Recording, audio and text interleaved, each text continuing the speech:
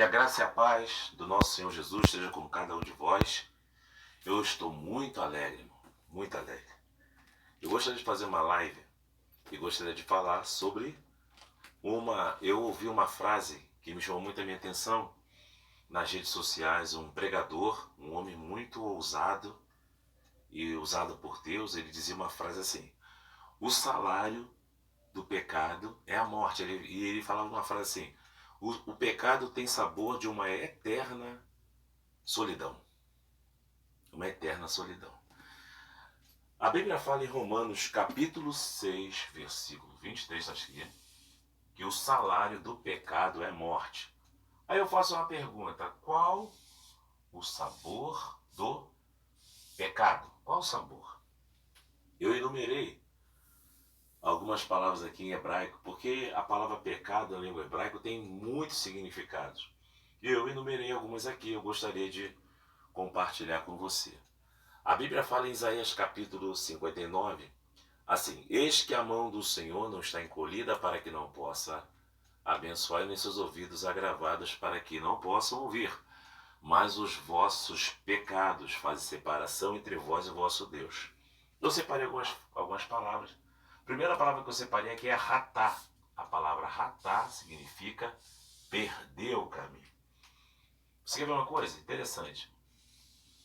A gente, quando era criança, minha mãe mandava eu ir no mercado para comprar pão. E eu ia. Sendo que no meio do caminho eu encontrava bem um colega que me chamava para me ir para outro lugar, na casa do vizinho, para pegar manga. E a gente ia. Ou seja, eu perdi o caminho. Minha mãe tinha dado uma ordem para que eu fosse ao mercado e eu fui para outro lugar. É o mesmo que ratar. Você recebe uma ordem e você vai para outro caminho. Você perde o alvo, o foco. O segundo pecado é o pecado chamado Avon. Não tem nada a ver com cosmético, tá? Avon, que significa vaidade. Essa palavra aqui, vaidade, é a luxúria. É o assim, né? Amor próprio exacerbado. É o mesmo pecado de Narciso, né? É o mesmo pecado de Adonis. Adonis, Narciso, é da mitologia grega, tá? Estou citando aqui. É o mesmo narcisismo, é o mesmo que a pessoa caísse no pecado de Adonis ou de Narciso. Depois vocês veem lá a cultura na mitologia grega e vocês vão ver. Não, a minha fé não está baseada em mitologias, nem grega, nem nenhuma delas. A minha fé é baseada nas escrituras sagradas. Só estou citando, né, porque esses personagens aparecem e tem tudo a ver com vaidade e luxúria. O terceiro pecado é o pecado de Pecha, é a imoralidade. Pessoas imorais, que não têm pudor, impúdica. Pessoas imorais é que toda conversa transita na imoralidade. Já viu a pessoa que só fala coisas imorais? Você está falando uma coisa, ele leva para o ato imoral, para conversas pornográficas, para atos, tem até atitudes imorais, impúdicas, sem vergonha. Então, é o pecado de imoralidade. O outro pecado que eu falei, que eu vou mostrar aqui, é o de Meri, que daí surge a palavra Meribá, que é afronta. Lembra de Moisés? O povo afrontou ele porque não tinha água. Então esse pecado, Meri, que é um pecado de afronta. Não dá para explicar, falar muita coisa agora sobre o que aconteceu lá com Moisés, então eu estou correndo um pouquinho. E depois nós temos o pecado de Avira. Esse Avira é ultrapassar limites. Quando os limites me são estabelecidos e eu acabo suplantando e passando limites sem respeitar ninguém. Quando eu não tenho respeito, quando eu ultrapasso limites que me são estabelecidos, eu caio no pecado de Avira. E este pecado tem uma raiz interessante. A raiz do pecado Avira é esta palavra aqui, é avar, palavra hebraica, sem permissão. Eu não tenho permissão para fazer determinadas coisas e eu acabo fazendo. Isso é pecado. Me foi estabelecido para que eu fosse até determinado lugar e eu ultrapassei. Exemplo, vou citar um exemplo. Eu tô com a camisa aqui, Ministério Rehobote, da onde eu sou membro. Sou pastor auxiliar do meu pastor presidente, que é o meu pastor Felipe Gonçalves. E a quem eu mando um grande abraço. O meu pastor me dá uma permissão para que eu vá até determinado lugar.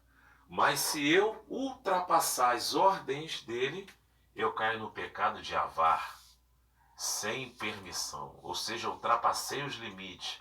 Aproveitei uma oportunidade que o pastor não estava presente e acabei ultrapassando o limite. Deixa eu só abrir meu parênteses. Se for lhe dado uma ordem para você ir até determinado lugar, então você vai até determinado lugar.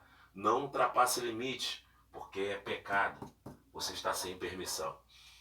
Agora eu queria falar sobre as consequências dos pecados. Primeira consequência, vem a palavra verroché. E essa palavra hebraica aqui, verroché, que significa escuridão.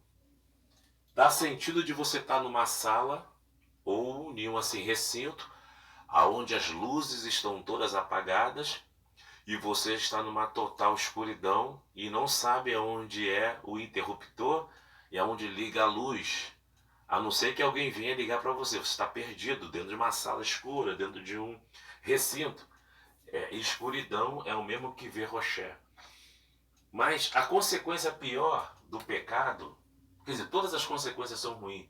É esta palavra aqui, terrom, que significa abismo. O abismo é uma queda livre, sem fim. É como se fosse um absinto, bebida amarga. Esse terrom aqui, a Bíblia fala no Salmo 42:7 que um abismo chama o outro abismo. A pessoa vai caindo, vai se destruindo, porque está na prática do erro, na prática do pecado, na convivência com o pecado. A Bíblia fala em 1 Coríntios capítulo 15:33 que as más conversações corrompem os bons costumes. Quando a pessoa, e diz no Salmo 1, bem-aventurado o homem que não anda segundo o conselho dos ímpios, não se detém no caminho dos pecadores, nem se assenta, porque esses caminhos levam à morte. Provérbios fala que há caminho que para os olhos do homem parece direito, mas o fim é fim de morte.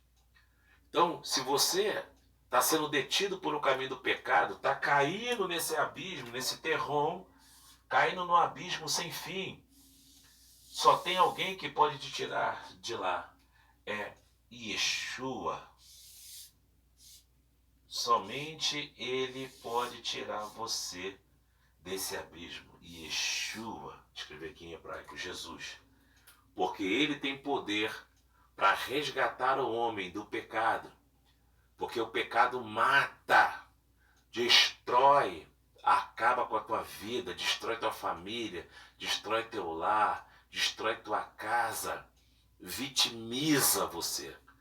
Mas na autoridade do nome de Jesus, saia do pecado, saia do erro e venha para Jesus. Venha para o autor e consumador da nossa fé. Amém? Que Deus te abençoe, que você possa ser próspero, que a palavra de Deus seja na sua vida, que a sua família possa ser próspera e abençoada. Amém? Eu profetizo vitória sobre a tua vida, vitória sobre o teu lar, em nome do Senhor Jesus. Amém. Glória a Deus.